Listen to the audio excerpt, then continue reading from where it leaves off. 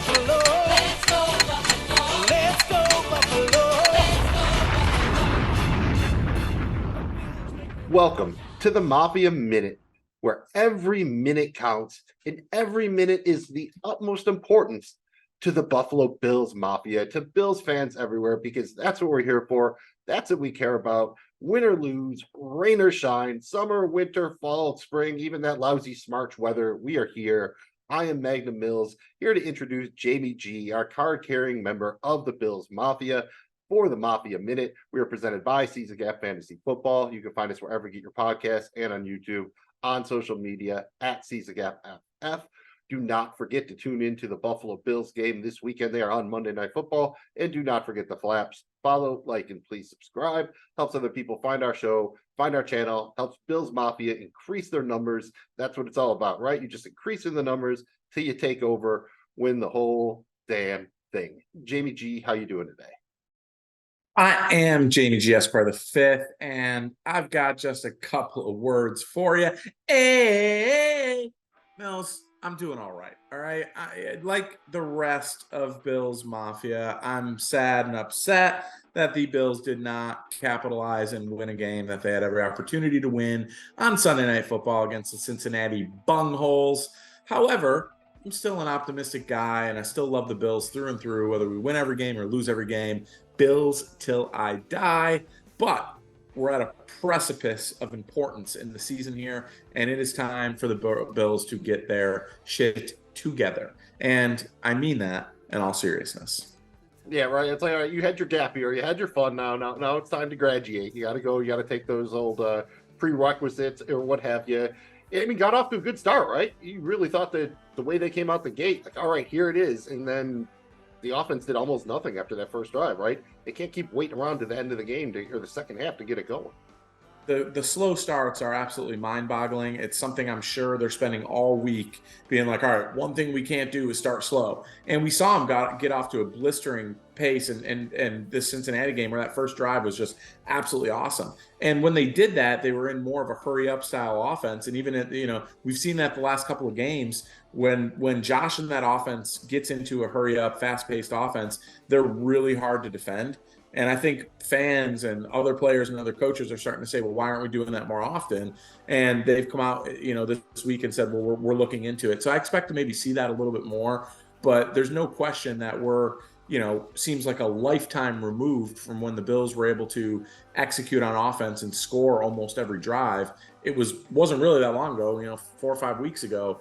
But it feels like a lifetime ago because lately everything seems forced and starts and stops, and it's just a lack of execution on a lot of it. And so, we'll see what they do here, but no question that's a troubling theme, and it's got to end. And I mean, like yesterday. Yeah, and I mean, part of it is the balance, right? It winds up all being on Josh Allen. The run got all but abandoned except by Allen. He had 16 carries, and Josh Allen had 8 of them. After the whole thing about, we're going to try to protect them a little bit more and everything. And it seems to be when you come down to the end of the day, that's all you kind of have, right? It's the bread and butter is Josh runs it, Josh throws it to Diggs. He did a good job, 8 carries for 44 yards on a touchdown, but the other 8 carries by the running backs went for 24 yards, and that was it. So you got to find a balance, right? And you have to hope that, you can take advantage of this upcoming matchup because you got a good one. Yeah, I think the Bills are a team that is lacking an identity on offense. I think they know what they want to be, right? They want to be a team that spreads the ball around, that's extremely hard to defend, that can run, that can pass, and when needed to, they can release Josh Allen and do what he does, right? But when that doesn't work, they kind of go back to the old crutch of, well, let's just put 3 or 4 wide receivers out. Let's put our best pass blocking tailback in there, and in this case it's Latavius Murray, and let's essentially make Josh Allen our running back.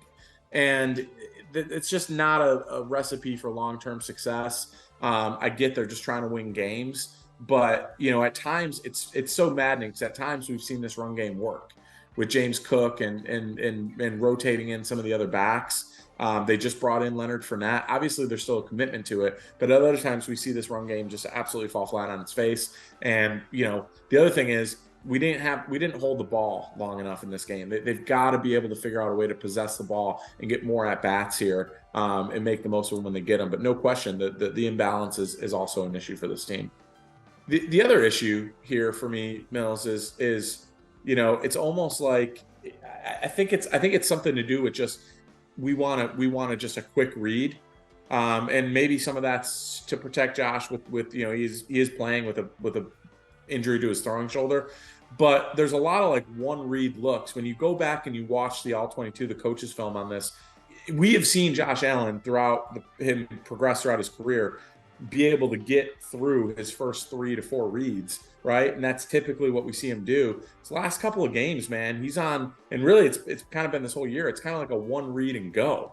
And I don't know if that's the offense. I don't know if that's what he's being coached to do, what's happening there, but that's leading to the disappearance of people like Gabe Davis. Now, part of that may be the emergence of Dalton Kincaid. And I'm not mad at Josh for throwing the ball to Dalton and Kincaid. But when you look at this, there's a lot of times where Gabe Davis is open. The two targets he got, quite frankly, weren't great targets. One he didn't secure, and the other one was intercepted on what I thought was an underthrown ball. Maybe it was the wrong route, but I thought it was a bad pass by Josh Allen.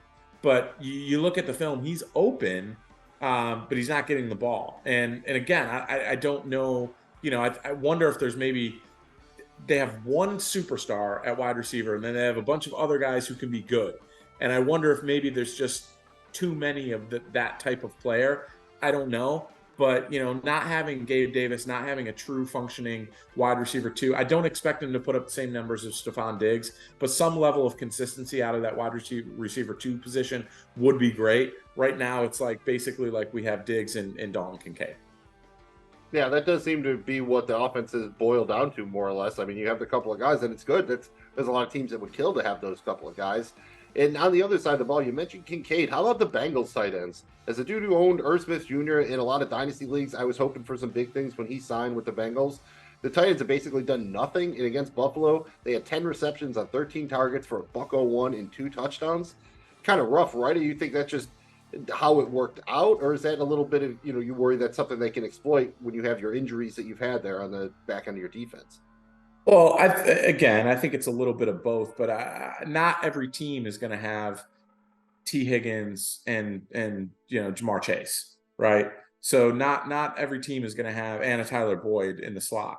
So there was a lot of attention given to take away those two guys, and I think for the most part Higgins had a good game, but Chase really did, they kind of limited him, and I think that left the tight end position open. And I think part of that is when they looked at this team, they didn't really think of it as a threat, but that was the only thing that was open, and Joe Burrow exploited it, and the Bengals offense exploited it, and credit them, right? The Bills kind of kept other things in check, but they exploited that, and that killed us. The other part of it is losing, again, I hate to harp on injuries, but losing Matt Milano was a significant issue for this Bills team. And then you couple that with then losing Terrell Bernard in this game. Now all of a sudden you've got backups of backups of backups trying to, communicate and have the green dot on the helmet and run this defense against this game and against this Bengals team. And yeah, they let that go. I think they made some adjustments. I will give Coach McDermott some credit. They did hold the Bengals to 3 points the second half.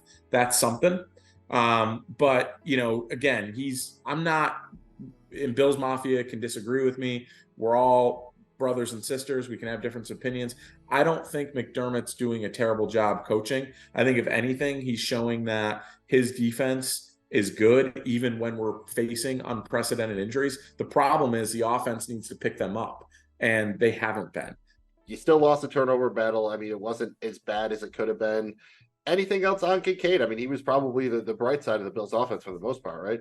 Look, I think for the last couple of weeks, the lone bright spot of this team has been Dalton Kincaid. I think if nothing else, we have a bona fide, legitimate, absolute stud at tight end that's going to be a serious problem for defenses for a long time. And that really excites me. Look, they drafted this guy in the first end. We all had high hopes. He got off to a little bit of a slow start. But he is absolutely shown to be, and I'm not even really mad about this turnover. It came at the worst possible moment, right? Like there was still enough time. They were going to score on that drive, no question about it. They were in the red zone. It came at the worst possible time because they still had time to score there, get the ball back and go up, which they did get the ball back and score 8 points there with the 2-point conversion, putting themselves within 6. So this one really stung, but it wasn't even really his fault. He's way up in the air, contorting. The guy has had nothing but great hands. I'm not mad at Dalton Kincaid. Keep being great, man. But no question about it. It was the worst possible timing to have that turnover. And that's just bad beats, man. That's just bad luck. That's just the way she goes sometimes. But Dalton Kincaid's a stud. Yeah, but it's tough, man, when you're upside down or whatever. I don't have much experience of being upside down, but generally very few good things happen when you're upside down in my experience. Yeah. Mills, last thing here is just, the first couple of games with a healthy defense, we saw the Bills' ability to get off the field. We saw the Bills' ability to create turnovers and make game-changing plays. The last couple of games, and particularly these losses that the Bills are having, they are not winning the time of possession battle. They're not getting off the field on third downs. I think Cincinnati went 8 of 15 on third down. That's, what is that, 55%? That's terrible. You got to get that down. And part of that, or it's a team sport, part of that is the offense has to do their job, and they haven't been consistently enough. So, as bad as it was, again, Kincaid, 10 receptions, 81 yards on 11 targets. That's a great game for a tight end in this league. If you own him in fantasy or dynasty, you're extremely excited. If you're a Bills fan, you're extremely excited. But as bad as this game was, the Bills were still one tackle away from getting the ball back with enough time for this offense to go down the field and win it. And I think they would have had they gotten the ball back. So as bad as it is, the Bills, even with all the injuries, even with the identity crisis, even with these struggles on offense, they are still in a position to win most of these games. Every single game they lost, they were in a position to win. So I still think that, the Bills are going to be fine. I understand this year is depressing. It's not what we wanted. They're incredibly scrutinized by their fan base. But I still think the Bills are a good football team. They're going to be good for a while, particularly as long as we have number 17. Like it, you got to look to the bright side of things there. And let's go right into our Mafia moment. Jamie G, can you find me one bright, shining moment from that loss to the Bengals? Like, what was your Mafia moment? The one thing you're taking away, you'll remember it. You wrote it on the paper. You got it. You pressed record. You got it on VHS, whatever. Mafia moment, week 9. It's got to be the ridiculous scramble by Josh Allen in the red zone, and then the pump fake, which literally broke a dude's ankles to the point where he pointed at him and laughed like a savage as he ran into the end zone. And that is the weakest penalty in the history of sports. You're telling me Tyreek Hill can throw the peace sign with no penalty? Josh can't point? Absolutely ridiculous. No fun league. It's bullshit. Go focus on other things that matter. Stop penalizing a guy for having a little fun and pointing at somebody because they broke their ankles on a pump fake. It was a sick pump fake. It's ridiculous that was a penalty. But I digress. Mills, that's my Mafia moment. That was a very good moment. And yeah, let him have some fun here. We could have a whole conversation about that, but we don't have time because it's on to week 10. Let's start out with the week 10 tail of the tape here. You have the Denver Broncos traveling to Buffalo to face the Bills on Monday Night Football. That's 8:15 p.m. Eastern time on ESPN. Weather looks like it might be a little bit chilly. Don't know that there's going to be any precipitation, but there could be some wind. So not going to know about that yet as we're recording this, but not going to be the worst of Buffalo nights, but it's probably going to be a cold fall night in Orchard Park, New York. Right now, the Buffalo Bills are favored by 7.5 points. They are minus 375 on the money line, and the game total is 47. The Bills have some injury issues on the report. It's Thursday practice as we're recording this. They're playing on Monday night, so sometimes they use the extended week to give some veterans a day off. So don't panic, but here's what we have as of now. Safety Micah Hyde, questionable with a neck injury, did not practice on Thursday. Safety Jordan Poyer, questionable with a leg injury, did not practice on Thursday. Defensive end Leonard Floyd, questionable. Terrell Bernard, linebacker, questionable with a concussion, limited practice on Thursday. Linebacker AJ Klein is questionable with a back injury, limited practice on Thursday. Christian Beneford, cornerback, he's questionable with a hamstring, did not practice on Thursday. And linebacker Balen Spector is questionable. And Denver has a clean injury report coming out of their bye week. All right, Jamie G, you guys the tail of the tape. I've set the stage. You know my keys, right, Jamie G? Give me some keys. for the Bills' victory in Week 10. You know my keys. Yeah, well, hopefully we can get through a game without an injury. I mean, it's getting laughable at this point. It's a very aspirational goal you have there. Yeah, I mean, I know I'm asking for the moon here and the stars and the universe, but Jesus, it'd be nice to get through a game without losing a starter. Get this run game going. Denver, they've been shown that you can run the football on them. I think they have one of the worst rush defenses in the league. Create some balance on offense, set up the play action. It will be there down the field. Don't force things and take control of the game. Own the possession. Win on first down, own the possession, time of possession in this game. That's a pretty crucial one, especially after you lost that battle so badly last week. You don't want my dynasty teams to have a good time, right? You don't want this to be the Javonte Williams week. I've been waiting for him to happen for a while. Don't want it to be this week.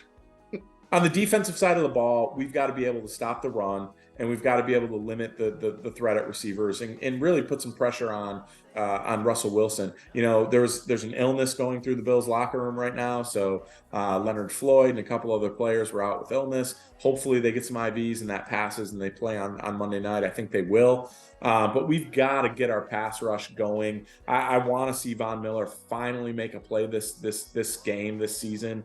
He missed a big tackle at the end of that Cincinnati game, and it's just clear he's just not 100% ready to play. Hopefully he still has it. I want him to feel that pressure and have to prove it. This is his former team. I think he gets a sack or two in this game. I think it's his coming out party finally at home Monday night against his former team. And then lastly, we really need to make sure that our coaching wins. Right? We're going up against Sean Payton, who's a really good coach. He's had some bonehead decisions this year. He's had 2 weeks to plan for this. He's been known to do some tricky stuff, and he had the legendary onside kick in the Super Bowl that he won with New Orleans. So be ready, right? And I want Sean McDermott and Ken Dorsey and company. I want them to take it personal. I want them to take it personal this week and win at the coaching level this week. Yeah, you'd like to see that, especially because Denver's had their bye week, right? And this is, again, they're not tanking. They don't own their pick next year. I think if they finally own their pick, they might finally have their picks back. But still, I would expect them to be going all out here. How about the special teams, man? Tyler Bass hasn't been himself. Is he going to maybe show up on Monday Night Football? At least put a couple on the board, make you feel good about it again. And the punt coverage units haven't been the greatest. You got to be careful because Marvin Mims Jr. is a very dynamite returner, so you need special teams to show up too. Yeah, we got to look, man. This is all complimentary football. We got to win at all three phases and coaching, special teams. I'd like to see Bass kind of get an opportunity or two to redeem himself here. This has been he's in an off stretch right now. He's usually money. We know he can do it. Get back on there, T-Bass. Have a perfect night and get some points on the board. You're right. We gave up that punt return for a touchdown week 1 in overtime to the Jets, even though there was an obvious tripping penalty and it shouldn't have happened. It wasn't called. It happened. We absolutely need to be on point for that. And I want to see Sam Martin have his best game of the season, pinning them back and getting some field position when we punt. Hopefully, dude, it seems like a lifetime ago, but remember there was a time when the Bills offense just went games without punting? Yeah. I even carry a punter, right? Just use the roster spot elsewhere. Yeah. Like we literally, there was a time, Bills Mafia remembers, I know it seems like ages ago, but we didn't punt in games. Like, that was a thing with our offense. So it's there. It can get back on track. And I think that's what's been so frustrating for the Bills and Bills Mafia watching it is, damn, dude, we know what we're capable of here. Why did we regress like this? All right, those are the keys to victory. Before we get out of here, I'm going to need a final score prediction. Looking back at last week, Jamie G, you had the Buffalo Bills scoring 31 points to Cincinnati's 27. And unfortunately did not work out that way. Once again, the score was 18-24, but this time not in the Bills' favor. Buffalo Bills 18, Cincinnati 24. So didn't get that one, but going to get at it this week. Jamie G, Week 10 score prediction. Man, I think the Bills bounce back here, and I think they get back on track. And I got them winning, and it may be a little bit closer than we want, but I think they pull away. I got the Bills winning this one, finally cracking the threes. I got them 34-17 Bills. Nice. So doubling up like Mace's second album. I like it, dude. Going bold, baby. Going bold. He's saying take the points. They're covering that spread. He's covering that spread. Anything else before we get out of here, man? I think that's it. I think the last thing I got to say is just a real simple go Bills. Bills fans, I know it's tough this year. Mafia Minute's got you. We'll be here all year. Let's hang in there. Let's be loud. Let's be proud. Let's show them whose house they're in. And let's get a win, guys. Bills fans, best in the world. Love you guys. Bills Mafia forever. Go Bills.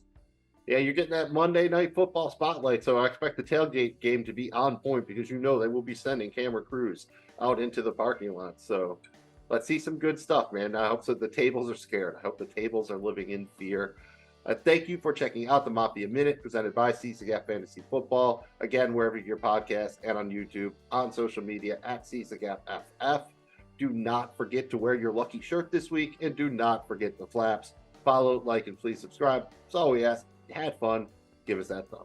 I'm Megan Mills, he's Jamie G, and it's time for another week of Buffalo Bills football. Go Bills. Go Bills.